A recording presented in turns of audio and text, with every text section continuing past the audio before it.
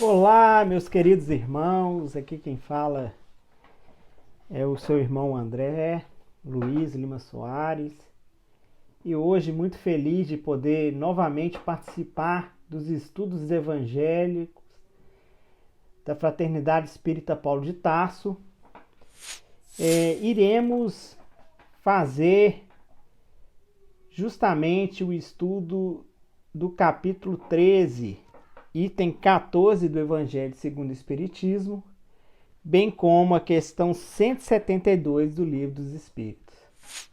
Mas antes de iniciarmos os nossos estudos, vamos nos concentrar e realizar a nossa prece para que a gente possa receber as bênçãos das energias, das vibrações, da intuição daqueles nossos irmãos espirituais.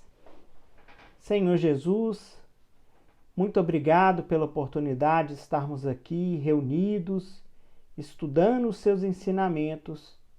Pedimos, Senhor, que nos ampare, nos proteja, fazendo com que a paz, o amor, a saúde, a paciência, a tolerância e o entendimento estejam presentes na nossa casa todos os dias. Pedimos, Senhor, que ampare todos os nossos irmãos, encarnados e desencarnados, aqueles que estão sofrendo nos becos, nos presídios, nos hospitais, nas ruas, que eles possam receber as bênçãos do conforto e do entendimento. Pedimos, Senhor, que todos aqueles que porventura estiverem adoentados, passando por um momento difícil, decorrentes dessa pandemia que nos assola, pedimos também, Senhor, que conforte o coração de cada um. Pai nosso que estais no céu, santificado seja o vosso nome, venha a nós o vosso reino, seja feita a vossa vontade, assim na terra como nos céus. O pão nosso de cada dia nos dai hoje. Perdoai as nossas ofensas, assim como nós perdoamos a quem nos tem ofendido. Não nos deixeis, Pai, cair em tentação, mas livrai-nos do mal, pois o reino, o poder, a majestade e a glória, para todo e sempre, que assim seja. Meus irmãos, como eu tinha falado, hoje o objeto de estudo da noite é justamente o capítulo 13, que vem trazendo o título: Não saiba a vossa mão esquerda o que dê a sua mão direita. E o capítulo 13, ele traz para a gente, nos seus subitens, os seguintes subtítulos: Fazer o bem sem ostentação, os infortúnios ocultos, o óbolo da viúva, convidar os pobres e estrupiados, dar sem esperar retribuição, nas instruções dos espíritos, a caridade material e a caridade moral. E aí nós temos o subtítulo A Beneficência. E nesse subtítulo, o objeto de estudo da noite de hoje é o item 14, que nós iremos realizar a leitura agora. Várias maneiras há de fazer-se a caridade, que muitos dentre vós confundem com esmola. Diferença grande vai, no entanto, de uma para outra. A esmola, meus amigos, é algumas vezes útil porque dá alívio aos pobres, mas é quase sempre humilhante, tanto para o que dá como para o que recebe. A caridade, ao contrário, liga o benfeitor ao beneficiado e se disfarça de tantos modos. Pode ser caridoso mesmo com os parentes e com os amigos, sendo uns indulgentes para com os outros, perdoando-se mutuamente as fraquezas, cuidando não ferir o amor próprio de ninguém. Vós espíritas, podeis sê-los na vossa maneira de proceder para com o que não pensam como vós, induzindo os menos esclarecidos a crer, mas sem os chocar, sem investir contra suas convicções, e sim atraindo-os amavelmente às nossas reuniões, onde poderão ouvir-nos e onde saberemos descobrir nos seus corações a brecha para neles penetrarmos. Eis aí um dos aspectos da caridade. Escutai agora o que é a caridade para com os pobres, os deserdados nesse mundo, mas recompensados de Deus, se aceitam sem queixumes as suas misérias. O que vós depende? Far-me-ei compreender por um exemplo. Vejo várias vezes, cada semana, uma reunião de senhoras, havendo-as de todas as idades. Para nós, como sabeis, são todas irmãs. Que fazem? Trabalham depressa, muito depressa. Têm ágeis os dedos. Vede como trazem alegres os semblantes e como lhes batem em uníssonos os corações. Mas com que fim trabalham? É que vem aproximar-se o inverno, que será rude para os lares pobres. As formigas não puderam juntar durante o estio as provisões necessárias e a maior parte de suas utilidades está empenhada. As pobres mães se inquietam e choram, pensando nos filhinhos que durante a estação invernosa sentirão frio e fome. Tende paciência, infortunadas mulheres. Deus inspirou as outras mais aquinhoadas do que vós. Elas se reuniram e estão confeccionando roupinhas. Depois, um desses dias, quando a terra se achar coberta de neve, e vós vos lamentastes dizendo: Deus não é justo. Que é que vos sai dos lábios sempre que sofreis? Vereis surgir a filha de uma dessas boas trabalhadoras que se constituíram obreiras dos pobres, pois que é para vós que elas trabalham assim. E os vossos lamentos se mudarão em bênçãos, dado que no coração dos infelizes o amor acompanha de bem perto o ódio. Como essas trabalhadoras precisam de encorajamento, vejo chegaram-lhe de todos os lados as comunicações dos bons espíritos. Os homens que fazem parte dessa sociedade lhes trazem também seu concurso, fazendo-lhes uma dessas leituras que agradam tanto. E nós, para recompensarmos o zelo de todos, de cada um em particular, prometemos às laboriosas obreiras boa clientela, que lhes pagará à vista em bênção, única moeda que tem curso no céu, garantindo-lhes, além disso, sem receio de errar, que essa moeda não lhes faltará. Carita, Leão, 1861. E acompanhando essa linda lição que nós tivemos a oportunidade de ler do Evangelho segundo o Espiritismo, nós temos aqui a questão 172 do Livro dos Espíritos. E a lição 172 tem o subtítulo Encarnação nos diferentes mundos. E essa questão ela foi feita da seguinte forma: nossas diferentes existências corporais se passam todas na Terra? E aí vem e responde: não. nem todas, mas em diferentes mundos.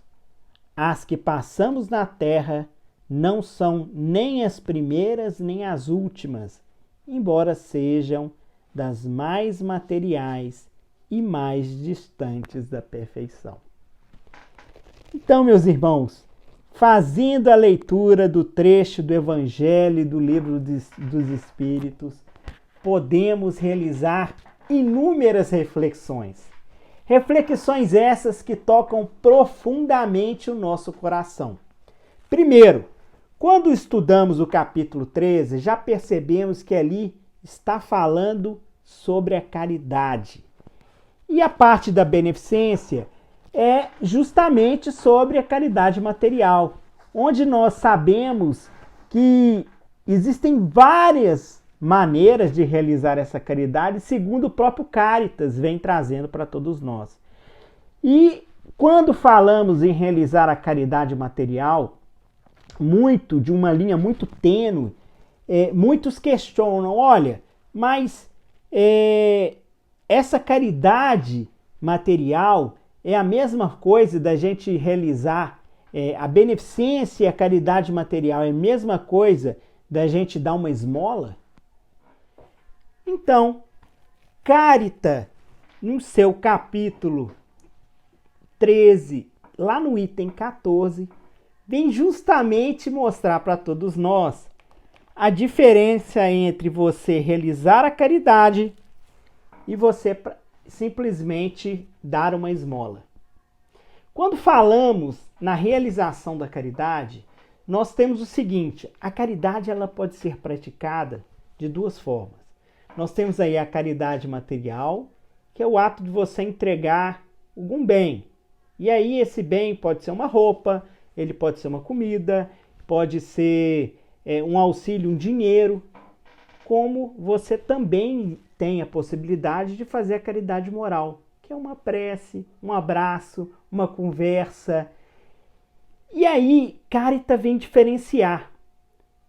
Você realiza a caridade moral quando você faz aquele ato de você entregar o bem com amor. Quando você procura fazer aquele ato de entregar e auxiliar o seu próximo, mostrando para aquele próximo que ele não é pior do que você. Mostrando para o seu próximo que o sofrimento é passageiro. Procurando fazer com que ele entenda aquela situação que ele está passando, mas sem ostentar. Sem mostrar que você é melhor do que ele. É muito melhor estarmos numa situação de ajudar do que estar na situação de ser ajudado. E Caritas, de forma brilhante, vem mostrar para todos nós que a caridade, ao contrato, ela liga o benfeitor ao beneficiado e se disfarça de tantos os modos.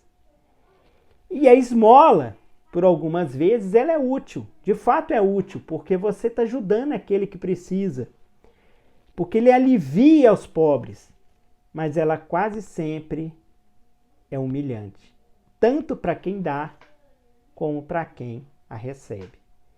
Então, Caritas, ele traz essa diferença entre a caridade, o ato de você fazer com amor, o ato de você antecipar aquele sofrimento, o ato de você procurar fazer com que aquele seu irmão que está passando por um momento difícil receba aquele bem, mas que ele continue confiante, que ele possa entender a situação e procurar não a ter revolta daquela situação, é procurar passar aquele momento difícil de uma forma diferente.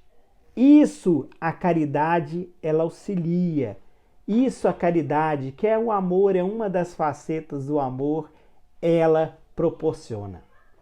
E aí, Caritas, ele continua no seu item 13, falando o seguinte, no item 14, falando o seguinte: pode ser caridoso mesmo com os parentes e com os amigos, sendo uns indulgentes para com os outros, perdoando-se mutuamente as fraquezas, cuidando não ferir o amor próprio de ninguém. E aí é aquilo que Tárita ele apresenta para todos nós, que olha, onde você começa a fazer a sua caridade? Onde que é a escola das almas?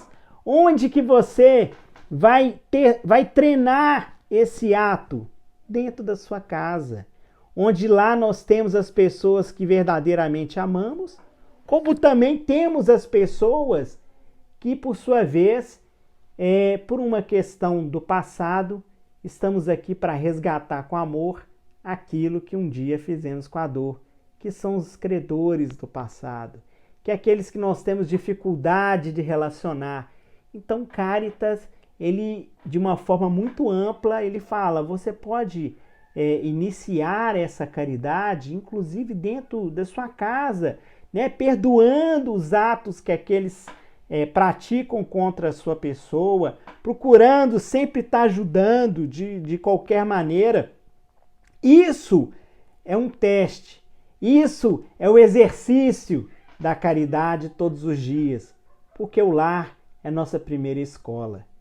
E aí, a partir do momento que exercitamos essa caridade dentro da nossa casa, procurando fazer a beneficência dentro da nossa casa, quando chegamos lá na rua, né, com aqueles que muitas vezes não temos um convívio diário, aqueles que a gente tem dificuldade, aqueles que porventura sequer conhecemos e que por alguns momentos somos trazidos a realizar uma reflexão e pensarmos rápido, ter vigilância, procurar praticar verdadeiramente o amor, aí, quando estamos exercitando essa caridade na nossa casa, quando estamos na rua, procuramos também praticar essa caridade.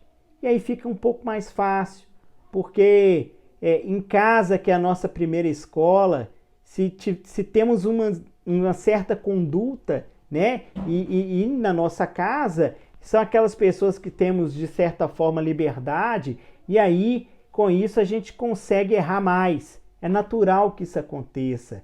Mas se batalhamos contra o nosso espírito velho dentro da nossa casa, procuramos batalhar contra os nossos defeitos, porque nós somos imperfeitos e sabemos disso, quando chegamos lá na rua, quando chegamos no trabalho, quando chegamos em qualquer lugar que somos chamados a comparecer, nós estaremos aí preparados de manter a nossa conduta, e essa conduta ela vai ser reta no mesmo sentido. É difícil isso, meus irmãos, é muito difícil, mas não é impossível, só depende de cada um de nós.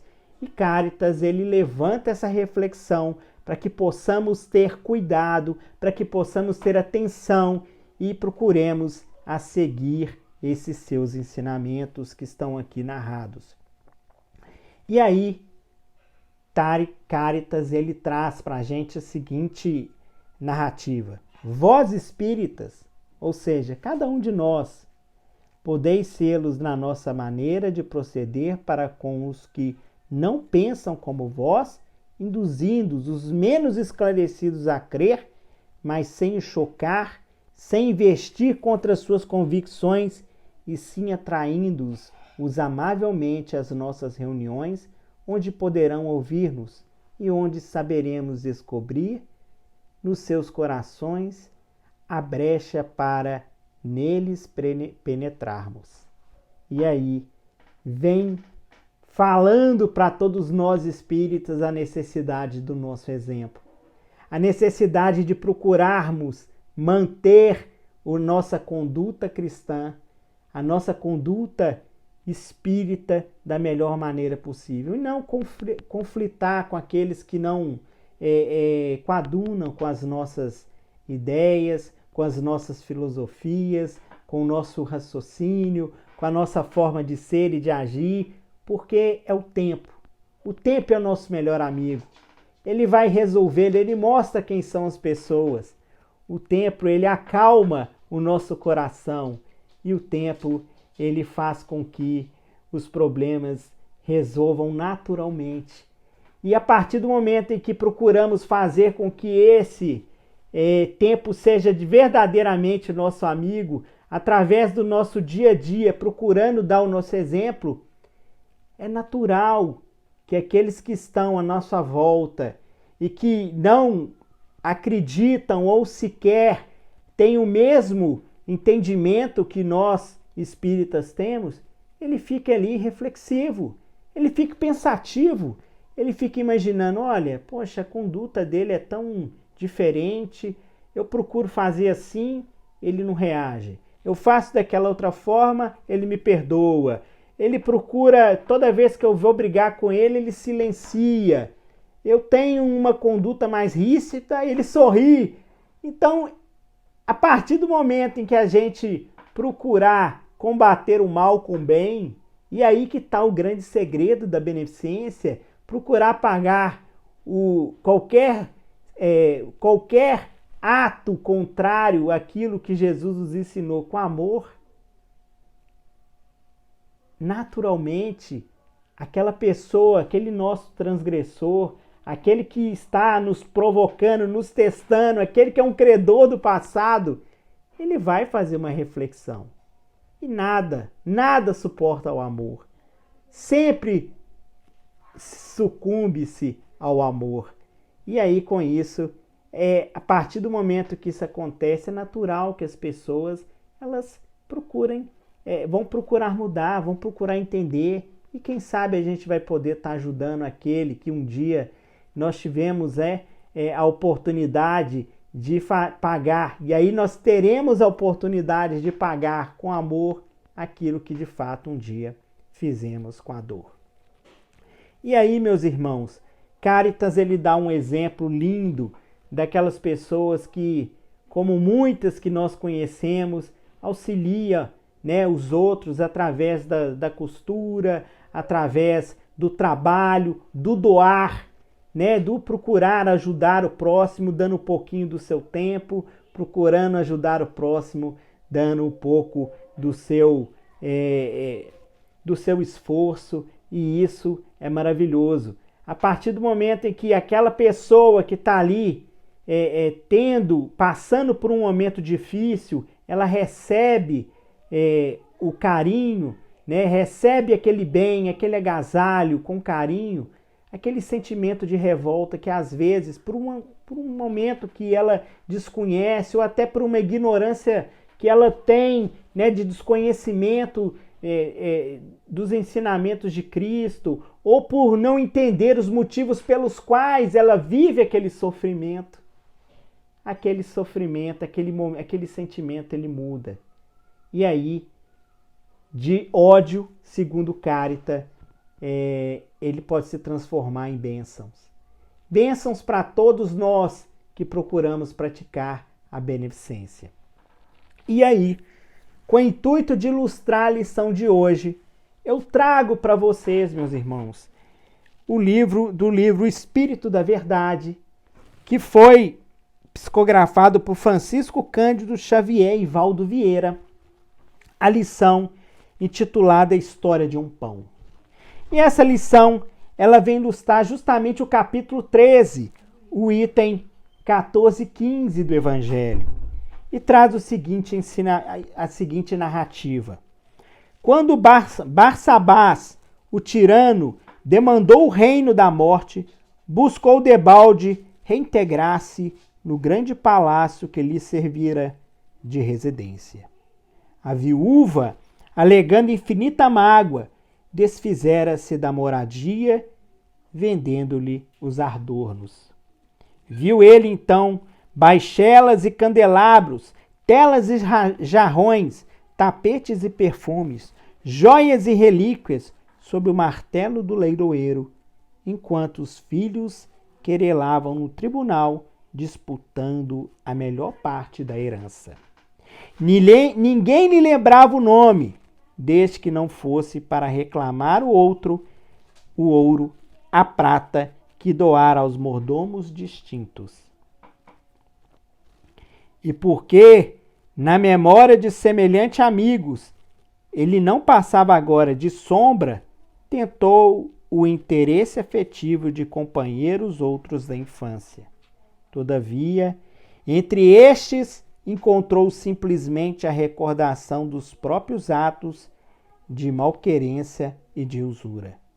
Barsabás entregou-se às lágrimas de tal modo que a sombra lhe abargou por fim a visão, arrojando nas trevas. Vagueou por muito tempo no nevoeiro, entre vozes acusadoras, até que um dia aprendeu a pedir na oração. E como se a rogativa lhe servisse de bússola, embora caminhassem às escuras, eis que de súbito se lhe extingue a cegueira, e ele vê diante de seus passos um santuário sublime, faiscante de luzes. Milhões de estrelas e pétalas fulgurantes povoavam-no em todas as direções. Barsabás, sem perceber, alcançara a casa das preces de louvor, nas faixas inferiores do firmamento.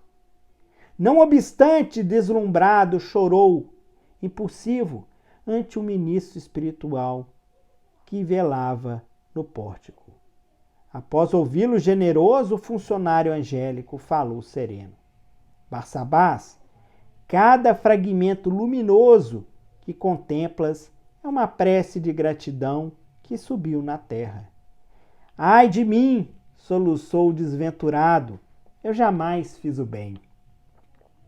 Em verdade, prosseguiu o informante, trazes contigo em grandes sinais o pranto e o sangue dos doentes e das viúvas, dos velhinhos e órfãos indefesos que despojastes nos seus dias de invigilância e de crueldade. Entretanto, tens aqui em teu crédito uma oração de louvor. E apontou-lhe a acanhada estrela que brilhava à feição de pequeno disco solar. Há 32 anos, disse ainda o instrutor, deste um pão a uma criança e essa criança te agradeceu em prece ao Senhor da vida. Chorando de alegria e consultando velhas lembranças, Barsabás perguntou, Jonaquim, um enjeitado? Sim, ele mesmo, confirmou o missionário divino. Segue a claridade do pão que deste um dia por amor e livrar-te-ás em definitivo do sofrimento das trevas. E Barsabás acompanhou o tênue raio do tênue vulgor que se depreendia daquela gota estrelar, mas, ao invés de elevar-se às alturas, encontrou-se numa carpintaria humilde na própria terra. Um homem calejado aí refletia, manobrando a enxó em pesado lenho. Era Jonaquim, aos 40 anos de idade. Como se estivesse os dois identificados no doce fio de luz, Barsabás abraçou a ele, qual viajante abatido de volta ao calor do lar.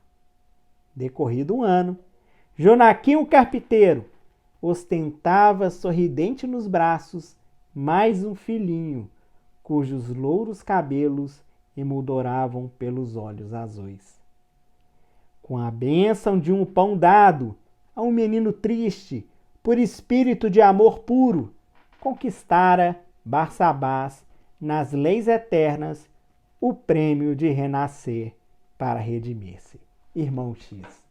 Então, meus irmãos, essa lição, ela vem mostrar para todos nós o poder do amor, o poder da beneficência, contando a trajetória de Barsabás, que era uma pessoa abastada, tirana, que era uma pessoa que tinha muitas posses e conquistou essas posses através de muito sofrimento dos outros.